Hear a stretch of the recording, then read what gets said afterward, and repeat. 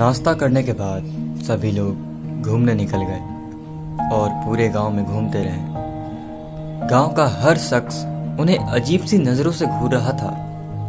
आखिर अबे ये सभा में ऐसे क्यों घूर रहे हैं बे? विकास: अबे इन सबको लगता है कि हम भूतिया हवेली में हैं तो हमारे अंदर भी भूत ही होगा। सभी इस बात पर हंस दिए।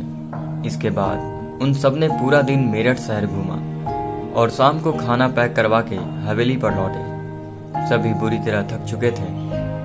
आखिर लो, मैं ये आया अपनी बसंती को।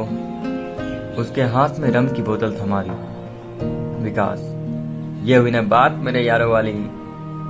पैक बनने शुरू हो गया और कुछ ही देर में सभी नशे में थे। उसके बाद सभी ने खाना खाया और सोने चले गए। कुछ देर बाद पल्लवी के दरवाजे पर किसी की दस्तक हुई। पल्लवी ने दरवाजा खोला तो ये विकास था। पल्लवी: विकास, तुम यहाँ? विकास: हाँ, दरअसल मानवी ने ज्यादा ड्रिंक कर ली है जिसकी वजह से उसे उल्टी हो गई है। अब वो आराम कर रही है। मुझे नींद नहीं आ रही थी तो सोचा तुम जाग रही हो तो तुम्ही से बात कर लूं। पल्लवी: सही किया तुमने, मुझे इतनी जल्दी नींद नहीं आती। विकास: एक बात कहूं, मुझे मानवी का तुम्हारे साथ यूं बात करना बिल्कुल भी अच्छा नहीं लगता।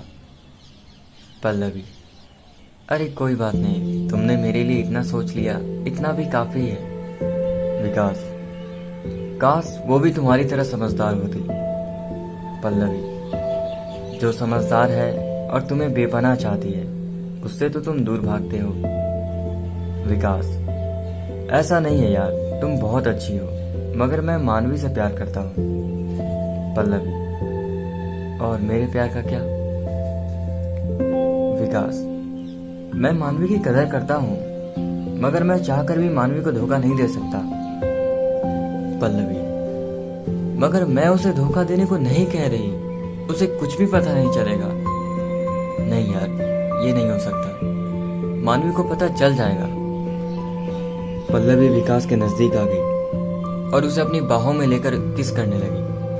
विकास भी पल्लवी के बाहों में लेकर चूमने लगा, मगर तभी उसे कुछ याद आया। विकास: देखो, इतना सब तो मानवी से मुझे रोज मिलता है। तुम मानवी से ऊपर मेरे लिए कुछ करके दिखाओ तो मैं सोच सकता हूँ। सोच कर देखो तुम क्या कर सकती हो। विकास उठकर चला गया और मानवी के बराबर में आकर लेट गया। मानवी आराम से सोई हुई थी। कुछ ही देर में पल्लवी उसके रूम में आ गई। वो अर्धनग्न हालत में सिर्फ अंडरगारमेंट्स पहने खड़ी थी। अब पल्लवी अपना बायां हाथ पीछे लेकर गई और अगले ही पल वो ऊपर से पूरी निर्वस्त्र थी। लैंप की रोशनी में उसका चेहरा धुंधला रहा था, मगर उसके शरीर के ऊपर साफ नजर आ रहा था, जिस कारण वो अत्यंत कामुक लग रही थी। किसी के दिमाग को भी कामुकता से भर देने वाला मंजर था ये। पल्लवी ने कुछ देर के लिए विकास को निहारा और वापस चली गई। विकास 2 मिनट के लिए कुछ भी सोचता रहा, फिर एकदम से खड़ा हुआ और पल्लवी के कमरे में चला गया, जहां पल्लवी नग्न हालत में बेड पर लेटी हुई थी। विकास की सांसें तेज हो रही थी और वो आगे बढ़ा और किसी भूखे भेड़िए की तरह उस पर टूट पड़ा। अगले ही पल पल्लवी का रूम उन दोनों की सिसकियों से गूंज रहा था। कुछ देर में विकास निढाल होकर पल्लवी के ऊपर लेट गया। पल्लवी: अब कहो, क्या ऐसी सुख देती है मानवी तुम्हें? विकास: अभी कुछ मत बोलो और मानवी की तो बात ही मत करो। तुम मुझे इतना चाहती हो और मेरे लिए इस हद तक जा सकती हो। मैंने नहीं जानता था, शायद ये सब मानवी भी मेरे लिए नहीं करती। तभी रूम से बाहर किसी के सिसक सिसक कर रोने की आवाज आने लगी। विकास ने वो सुना तो वो एकदम सहज हो गया और झट से अपने कपड़े पहनने लगा। तभी बाहर से सामान इधर उधर फेंकने की आवाज आई और इसी वजह से शायद आखेत और निशा भी बाहर आ गए। विकास बाहर आया तो देखा मानवी गुस्से में लाल थी। उसकी आंखों में आंसुओं से भरी थी। आखेत: क्या हुआ मानवी, ये क्या कर रही हो तुम? मानवी ने अनसुना करते हुए सामान बिखेरना चालू रखा। निशा ने जाकर उसे संभाला आखेत आगे बढ़ा और पल्लवी के कमरे में झांका, और जो भी हुआ उसे समझते देर न लगी। पल्लवी अब तक अपने कपड़े पहन रही थी। विकास, मेरी बात सुनो मानवी, मुझे इसने बहकाया है, मैं बिल्कुल भी ऐसा नहीं करने वाला था। पल्लवी बस शांत बैठी थी और हल्के हल्के मुस्कुरा रही थी। विकास, तुम हंस क्यों रही हो? विकास आगे बढ़ा और पल्लवी को एक चाटा लगा दिया, जिससे वो बेड से नीचे गिर गई। आखिर देखो मानवी, तुम बात को समझो, ये लड़की ऐसी ही है। ये कल मुझे भी अपने बहकाने आई थी, मगर मैं तो निशा से बहुत प्यार करता हूँ, मैंने इसे दूर फेंक दिया। निशा, इस पर मुझे पहले से ही शक हो रहा था, ये किसी इरादे से हमारे साथ आई है।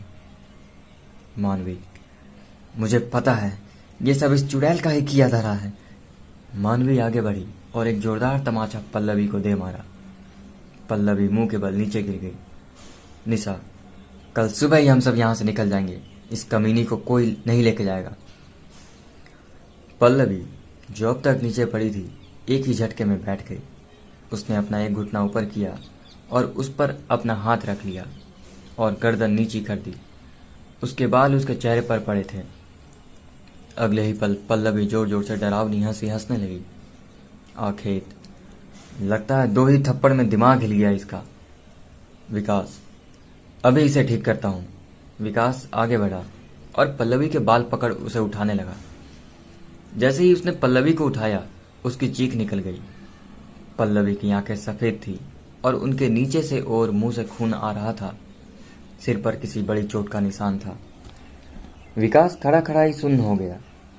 पल्लवी की हालत देख सभी भाग खड़े हुए, मगर हवेली का दरवाजा था कि खुलने का नाम ही नहीं था। तभी पीछे से पल्लवी हवा में उड़ती हुई उनके पीछे आ खड़ी हुई। विकास ने पीछे देखा और बोला, पल्लवी देखो, मैं सिर्फ तुमसे ही प्यार करता हूँ, मैं इसे छोड़ दूंगा, तुम्हारी कसम। मानवी उसे बिना पलक झपकाए देखती रही कि तभी पल्लवी जोर जोर से हंसने लगी और बोली, I hate love stories। अब आगे क्या होगा? क्या करेगी पल्लवी उन सभी के साथ? क्या पल्लवी वही थी